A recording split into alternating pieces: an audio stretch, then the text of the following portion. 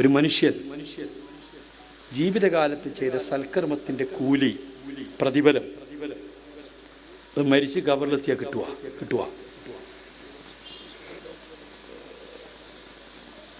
അള്ളാഹുവിൻ്റെ ഖുർആൻ പറഞ്ഞത് എന്താ? ഖബറും പുറത്ത് ഓതുന്നതെന്താ? ആദ്യം തിലക്കും ചെല്ലുമ്പോൾ പറയണതെന്താ? ഇന്നമാ തുവഫൗന ഉജൂറക്കും യൗമൽ ഖിയാമ. നിങ്ങൾ ചെയ്യുന്ന പ്രവർത്തനത്തിൻ്റെ പൂർണ്ണമായ പ്രതിഫലം നിങ്ങൾക്ക് നൽകപ്പെടുന്നത് ഖിയാമത്ത് നാളിൽ മാത്രമാണ്. ഇന്നമ ഹസ്റിൻ്റെ അതാത്തല്ലേ. ഇപ്പം ഖിയാമത്ത് നാളിൽ മാത്രമാണ് പ്രതിഫലം പൂർണ്ണമായിട്ട് കിട്ടുക. അപ്പം എങ്ങനെ മനസ്സിലാക്കണ്ട? ഖബറിലെത്തിയ കഴിച്ചിലായിട്ടാ നിക്കരിച്ചൊക്കെ അപ്പം കിട്ടി തുടങ്ങും, നോമ്പ് വെച്ചൊക്കെ കിട്ടി തുടങ്ങും, എല്ലാം ഇപ്പം കിട്ടി തുടങ്ങും. കിട്ടൂല. അത് പൂർണ്ണമായി കിട്ടുന്നത് ഖിയാമത്ത് നാളിലാണ്. അതിനാ ഖിയാമത്ത് നാൾ മാലിക് യൗമിദ്ദീൻ, പ്രതിഫലത്തിൻ്റെ ദിവസമാണത്.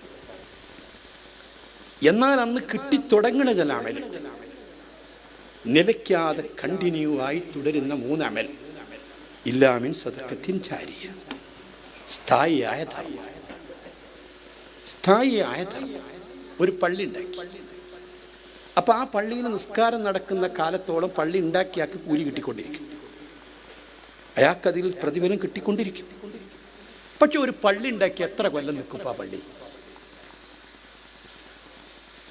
ഒരാൾ ഖബറിൽ ഗുണം കിട്ടാൻ വേണ്ടി പള്ളി ഉണ്ടാക്കി, ആ പള്ളി എത്ര കൊല്ലം നിൽക്കും?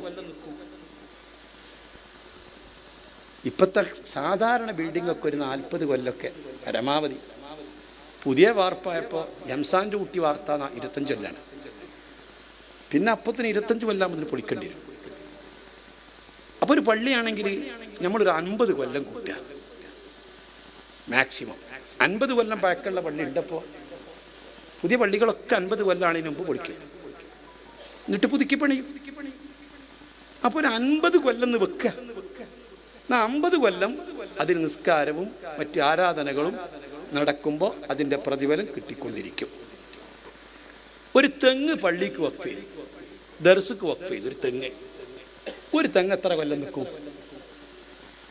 100 കൊല്ലം നിൽക്കുക.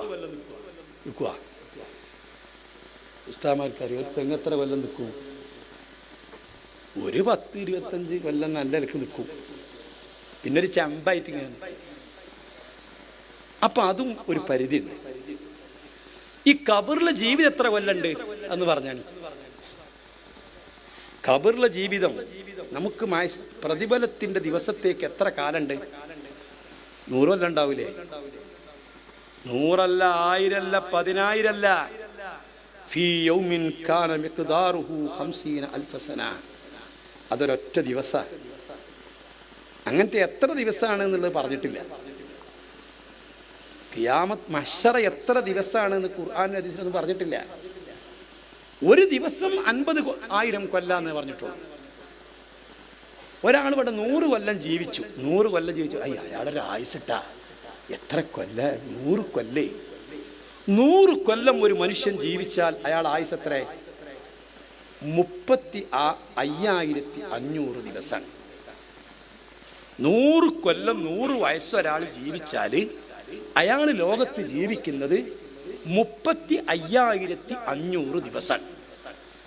എങ്കിൽ 50,000 കൊല്ലം എന്ന് പറയുമ്പോൾ എത്ര ഉണ്ടാവുമെന്ന് കൂട്ടിക്കോളി. അത് മഹ്ശറയിൽ ഒരു ദിവസം. അപ്പൊ നമ്മൾ ചെയ്ത സൽക്കർമ്മത്തിന്റെ കൂലി കിട്ടാൻ എത്ര കാലം കഴിയണം? അതിനിപ്പോ നമ്മൾ കൊടുത്ത ഒരു തെങ്ങും തോട്ടാണ്. ആ തെങ്ങും തോട്ടം എത്ര കൊല്ലം നിൽക്കും? പരിധിണ്ട്. ഒരു മുസ്ഹഫ് നമ്മൾ വഖഫ് ചെയ്യും, കിതാബ് വഖഫ് ചെയ്യും, എത്ര കൊല്ലം നിൽക്കും? കിതാബൊക്കെ ഇപ്പോൾ നമ്മളെ ഈ പുറങ്ങ് ഭാഗത്ത് കോടഞ്ചേരി പള്ളിക്ക് കുറച്ച് കിതാബുണ്ട് പഴയ. അപ്പോൾ അത് കാണാൻ വേണ്ടി പോയപ്പോൾ തൊടാൻ പറ്റൂല, തൊട്ടാത് പൊടിഞ്ഞു പോകും. ഒന്നിനും പറ്റൂല, തൊട്ടാ പൊടിഞ്ഞു പോകും. എത്ര കൊല്ലം വേണം? എത്ര കൊല്ലം നിൽക്കൊരു കിതാബ്? അതിനുണ്ട് പരിധി. മനസ്സിലാക്കണം സഹോദര. ഞാൻ നിർത്തി. പിന്നെ വലദിൻ സാലിഹിൻ ലഹു, നല്ലൊരു മുഅ്മിനായൊരു ഒരു മോൻ എത്ര കൊല്ലം നിൽക്കും? ഉപ്പ ജീവിച്ചിരിക്കുന്ന കാലത്ത് കുറച്ച് സാലിഹ്യങ്ങളായ മക്കളെ വളർത്തി ആ മക്കൾ എത്ര കൊല്ലം നിൽക്കും? അവരെ അമലിങ്ങനെ കിട്ടാൻ എത്ര കൊല്ലം അവർ ജീവിക്കും? പരിധിണ്ട്. എന്നാൽ പരിധിയില്ലാത്തൊരമലുണ്ട്.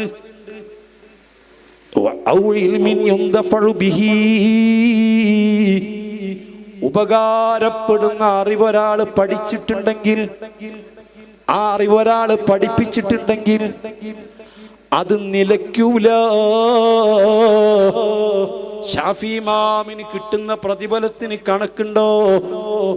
നബി ഇമാമിന് കിട്ടിക്കൊണ്ടിരിക്കുന്ന പ്രതിഫലം, റാഫി ഇമാമിന് കിട്ടിക്കൊണ്ടിരിക്കുന്ന പ്രതിഫലം, വസാലി ഇമാമിന് കിട്ടിക്കൊണ്ടിരിക്കുന്ന പ്രതിഫലം ഇന്നും നിലച്ചിട്ടില്ല. മഹാന്മാരായ മഖ്ദൂം കുടുംബം നമ്മുടെ ഉസ്താദിന്റെ കുടുംബമല്ലേ? അവർക്ക് കിട്ടുന്ന പ്രതിഫലത്തിന് കയ്യും കണക്കുമില്ല.